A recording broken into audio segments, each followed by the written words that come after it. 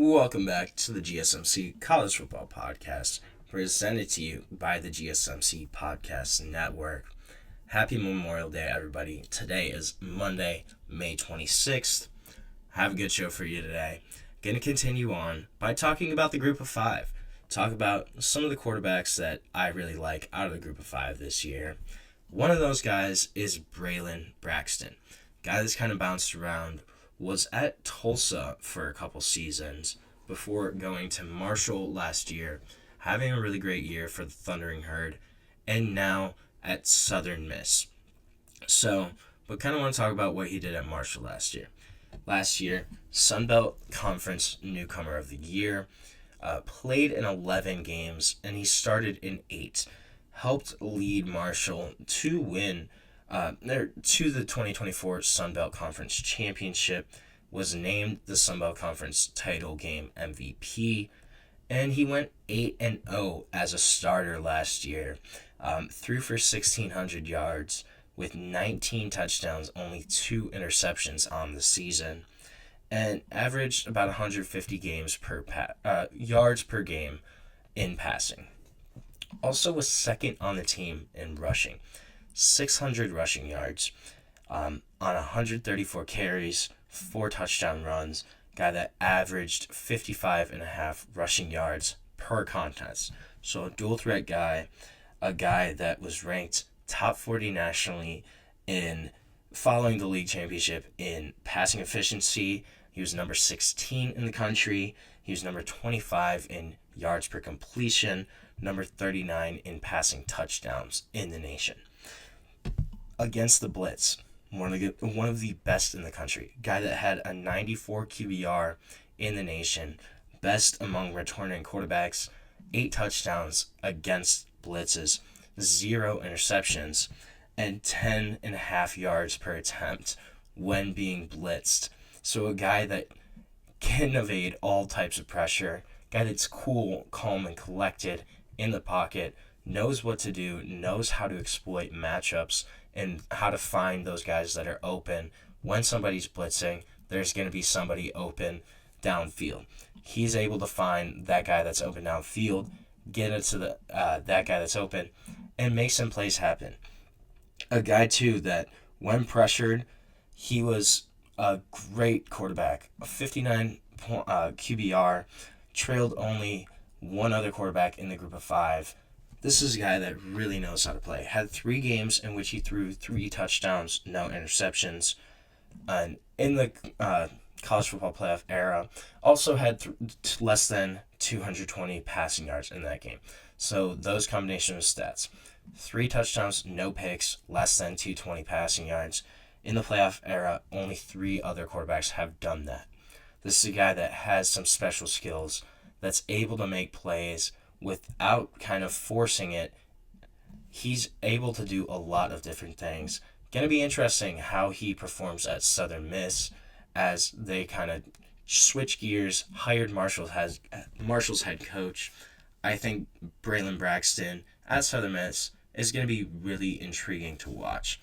Another guy, too, I think Tucker Gleason from Toledo, a guy that had 2,800 passing yards last year, 24 touchdowns, 8 interceptions, 60.5% completion percentage. Not bad. I always want to see a quarterback probably complete at least 63-64%. Just for me personally, that's kind of like my little benchmark. But you can't complain with above 60.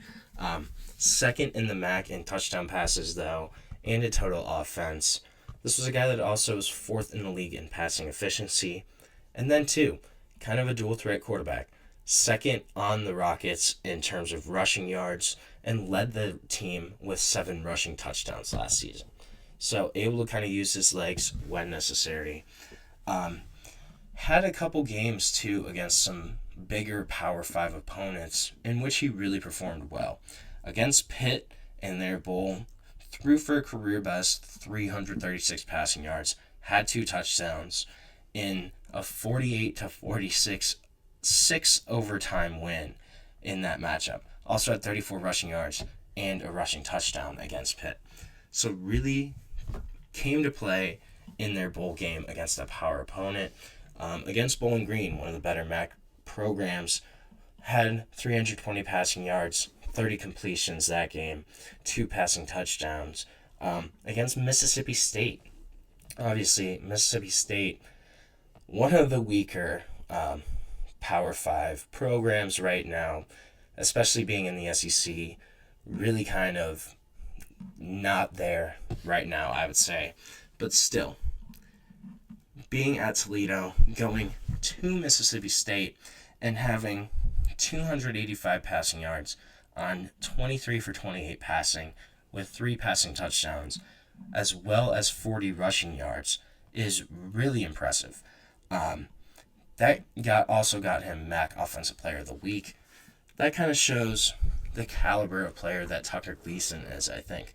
The only Group of 5 quarterback with 3,000 yards, 30 touchdowns, and 13 or fewer turnovers that is returning to his seat this season. Toledo is kind of a sleeper team for that Group of 5 at large bid right now, and Tucker Gleason is a big reason for that. This is a guy that can play really well, knows kind of what to do in certain situations, a guy that I think can really kind of lead Toledo to the MAC championship this year, to potentially even greater heights as a top 25 potential team. Another guy, though, in the MAC that I think is a really great Group 5 quarterback as well is Parker Navarro. This guy, 2024, 13 starts for the Bobcats, 2,400 passing yards, and this is a guy that completed 66% of his passes, had 13 passing touchdowns, but also the rushing numbers here. 1,050 rushing yards on 116 attempts with 18 rushing touchdowns as a quarterback. That's pretty impressive. 4-time MAC Offensive Player of the Week, 1-time Male Scholar Athlete of the Week, a guy that was the MAC Championship Offensive Player of the Game, MAC Second Team All-Offense quarterback, was the MVP of their bowl game this year in the Cure Bowl, and a guy that some of his other stats are really kind of impressive. In the fourth quarter last year, Parker Navarro completed 77% of his passes, averaged 9.8 yards per attempt, and posted a QBR of 96, which was the best mark of any quarterback in the country. So this guy, when the lights were brightest, when the moment mattered most in the fourth quarter, Parker Navarro completed 3 out of every 4 of his passes, had 10 yards pretty much per pass he threw, and was the best quarterback rated throughout the country in the fourth quarter. That's super impressive. It doesn't matter if that is in the MAC. Those stats, that means you can play anywhere. That shows that you are a big-time quarterback. You can play when the lights are brightest, when the moment's the biggest. Parker Navarro is a guy that can really showcase what he can do, and he brings his best during that time. That's a trait that can play anywhere. That's something that makes Parker Navarro one of the better Group of 5 quarterbacks, I think. Another guy, a legacy, Owen McCown, UTSA. Really great quarterback for Texas San Antonio last year. 3,400 yards passing, 25 touchdowns. Also had 340 yards on the ground, 3 rushing touchdowns. So 3,700 total yards of offense. A guy that was the Myrtle Beach Bowl game MVP, passed for 434 yards, a school record, and 4 touchdowns at Tulsa. Opened the season by throwing for 340 yards, 3 scores over Kennesaw State. Threw for 340 yards, a pair of touchdowns against Florida Atlantic. This is a guy, and the Memphis game too, 280 yards, 4 touchdowns in a 44-36 win over number 25 Memphis. This is a guy that can put up some crazy big time numbers, can explode for a big-time offensive performance pretty much at any time, and a guy that can kind of do it both. You look at his North Texas game, 379 yards passing, 2 touchdowns, also adding 88 rushing yards on the ground. He can get yards with his legs when he needs to, but this is a guy that can put up some big-time numbers in the passing game. Really impressive as a prospect there, and a guy that's kind of in elite company right now.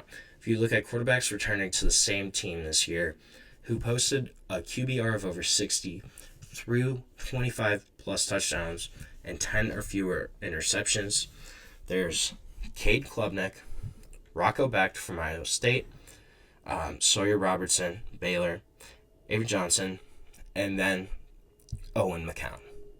This is a guy that can put up some big-time numbers that really kind of puts him in the company of some of the elite quarterbacks in the country. A guy that I think can do a lot. Another guy I'm kind of looking at is Caden Veldkamp, Florida Atlantic, a guy that with Western Kentucky last year really had a great season.